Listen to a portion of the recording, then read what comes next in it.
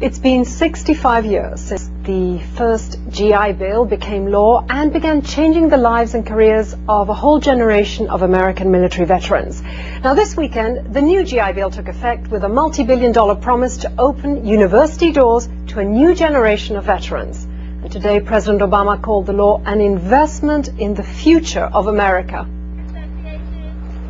A college education for free? It's every parent's dream, but this deal comes with a condition. You have to have served in uniform in the years after the 9/11 attacks. The newest and latest GI Bill offers every American serviceman and woman 4 years of college, free of charge, at any public university. You pick the school, we'll help pick up the bill.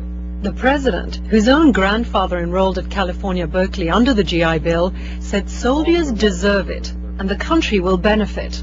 We owe a debt to all who serve. And when we repay that debt to those bravest Americans among us, then we are investing in our future. Not just their future, but also the future of our own country.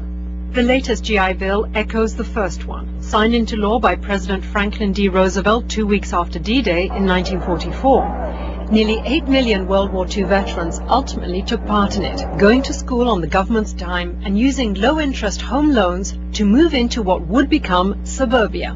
This administration is hoping for similar success this time around. Nearly 500,000 veterans are expected to participate in the first year. Those who do are also eligible for a monthly housing stipend and $1,000 a year for books. Addressing the servicemen in the audience, President Obama said he's hoping those who take advantage of the GI Bill will enlist in a larger, longer battle, the fight to get the economy back on track. The veterans who are here today, like the young post-9/11 veterans around the country, can lead the way to a lasting economic recovery and become the glue that holds our communities together. They too can become the backbone of a growing American middle class. Now, one of those who worked hardest to get the new GI Bill passed is Patrick Campbell, Chief Legislative Counsel at Iraq and Afghanistan Veterans of America. And he visited our studio late today. I know you were there with the President today, Patrick, but you've often said that this GI Bill will build the next generation of great leaders in America. And what do you mean by that?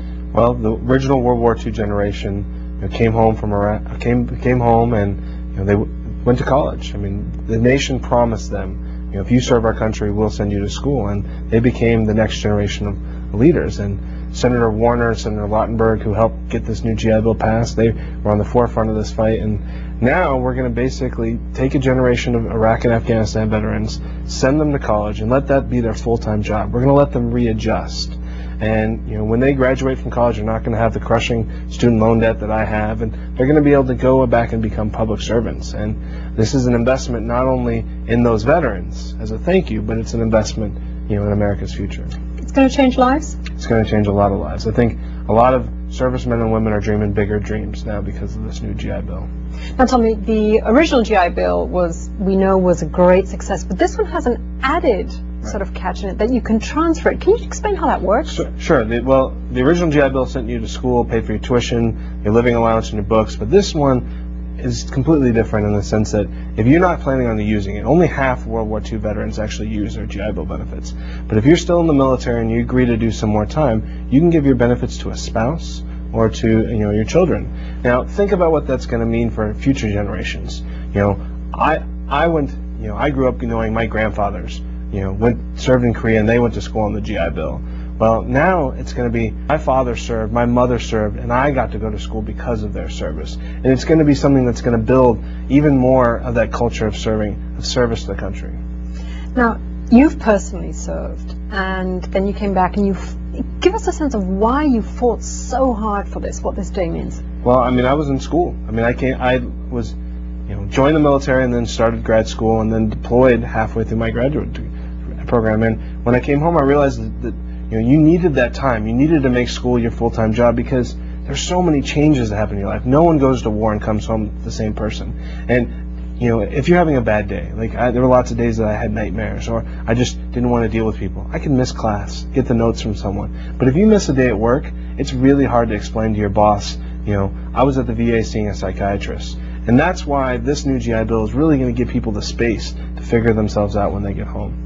Have you heard from anybody deployed right now what this means to them? Actually, my coworker's in Afghanistan right now, and he's been calling into our staff meetings, and he said, you know, this is all people are talking about, what they're going to do when they get home and where they're going to go to school, and like I said, dreaming bigger dreams.